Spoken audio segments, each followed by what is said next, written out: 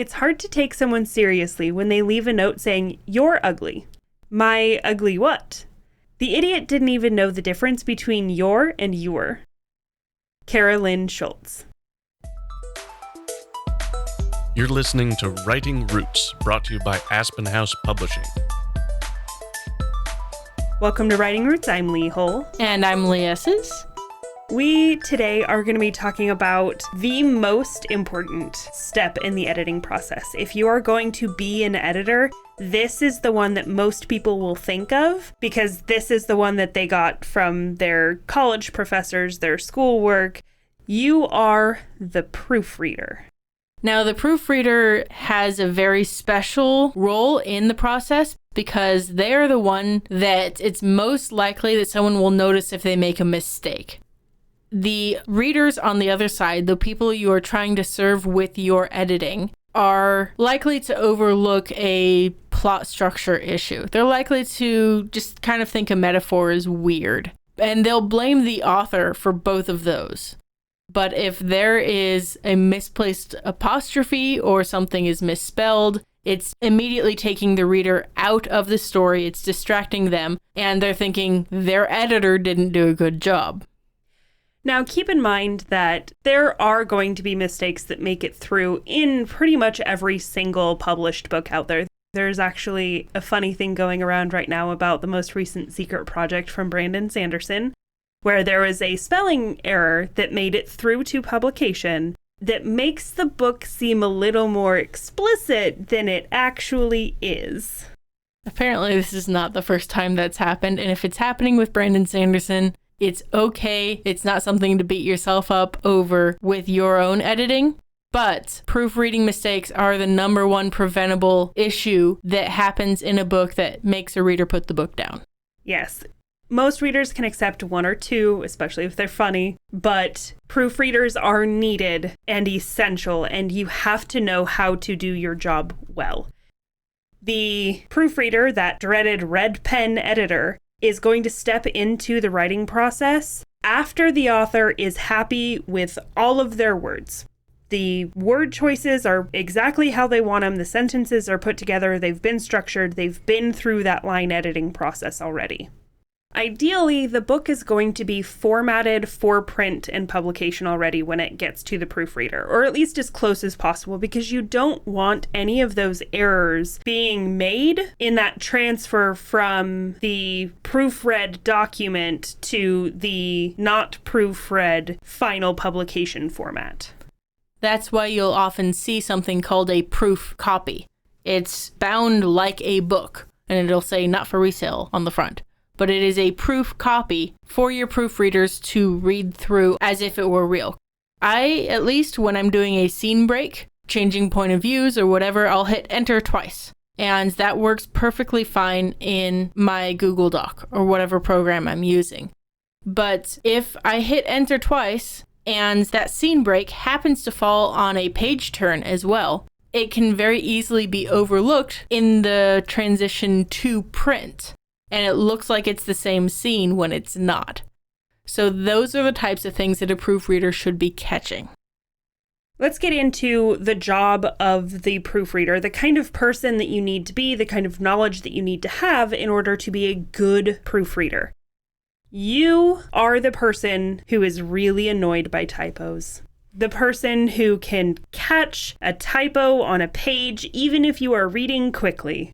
That is the perfect kind of person to be a proofreader. Another really useful tool, especially if you, as the editor, have played other roles in developmentally editing it or line editing it, is to change your font and type size. I think this is where having the proof copy will really serve you because there is a very specific style that goes into the final formatted version of a book that you don't see in drafting or manuscript styles. Another useful tool is to have that editor cheat sheet. All of those grammar questions of lay versus lie and who versus whom, all of these questions that you've had to look up the answers to more than once, jot them down on an editor cheat sheet. We're going to talk a little bit more about how to create your own as an editor. But having that nearby when you're proofreading can be incredibly helpful in streamlining that process. You should also be familiar with the industry standard proofreading marks. They may not be 100% used across the board, but they really are useful in communicating a lot of information in a short amount of space. Those are things like insert a paragraph here, remove the paragraph here, make sure you insert punctuation here. Having those proofreading marks or removing a space, all of that can help you quickly make those notations in the proofreading process without having to list it out in a full sentence. There's a reason the proofreading marks exist. This next one, I feel like goes hand in hand with the being really annoyed by typos. It's the same personality type that cherishes their dictionary. The one who has memorized the Chicago Manual of Style. You know the rules because you know what happens if somebody breaks the rules. You're miscommunicating, and then the "you're ugly" what comes out, and it confuses everybody. So understanding those rules and not only having an annoyance about them being broken, but having the tools nearby because you like it. And if you don't have those memorized, or even if you do, it's important to have access to the tools in a physical copy or a digital copy. Make sure you have that Chicago Manual of Style or the Oxford English Dictionary, because those styles, the dictionary, that updates, it changes. Every single year, they're adding new words or modifying certain words.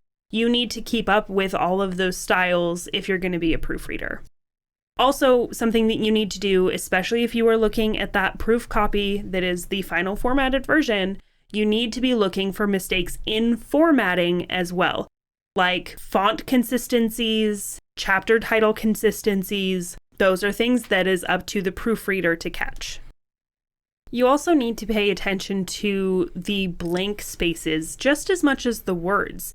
Scene breaks, chapter breaks, page breaks, those can get really messy if the proofreader isn't paying attention. And this is something that I noticed when I first started reading as a kid. You would have little stars at the bottom of a page if there was ever a scene break at the same time as a page break. Those are really important to be able to include so that the person knows, hey, there's a scene break here. We're not continuing, even though there's no other delineation of this break happening because it's on a page break already.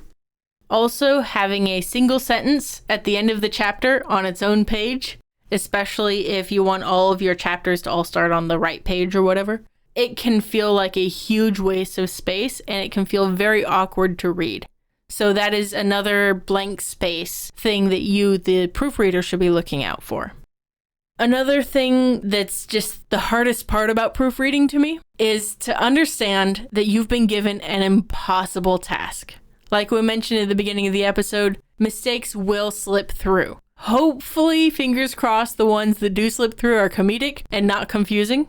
But whatever those mistakes are, be ready to fix them or let the people who are fixing these things know, because they're going to happen. There's often 2 weeks after a book is released, a re-upload to KDP or whatever with all of these little fixes that all these thousands of eyes who are on your book are going to catch when you, the proofreader, didn't.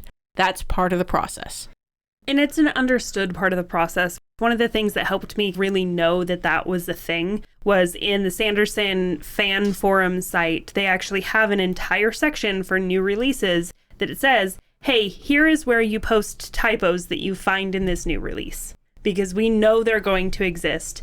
Help us find them so that future editions don't include the same mistakes. Another major part of the role of a proofreader is making sure that the conventions established in the novel are consistent throughout. All of the Elvish is in italics, or whatever.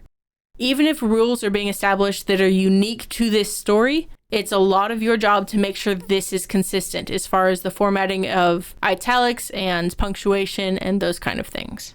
Even just spelling of the made-up fantasy words and the made-up names, that's part of the proofreader to be able to catch it. And it's important whether it's the author that starts the guide or whether it's you creating it along the way to have a personalized style guide for the book, which we will talk about in our next episode.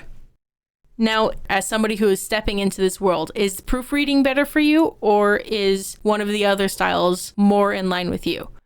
These editors tend to be the most analytical and the least creative. They're not involved in the storytelling process. They are involved in the making sure the story gets told without being distracted by mistakes. They also tend to be the most well-educated as far as a lot of those certifications and degrees, because they've spent money and time learning these rules. And they usually love language. There's a reason they went into proofreading. There's a reason they went into editing in general. It's because they love language, they love grammar, they love making sure things are organized in a way that makes sense for that story. And of course, they know the rules, and they know when to have an exception to those rules. Understanding if you're losing communication by following the rule, that it's not a good rule to follow in that case. So knowing your rules and knowing the exceptions to the rules.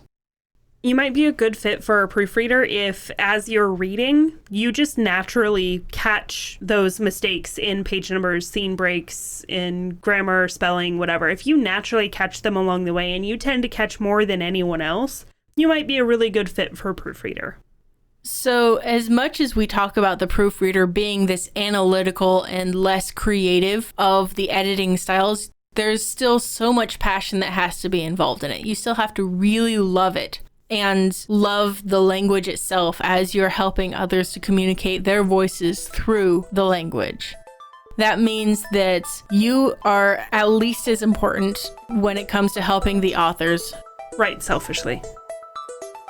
If you have a question or comment for our hosts or a topic you'd like us to cover, send us an email at writingroots@aspenhousepublishing.com or find us on Facebook by searching for Aspen House Publishing.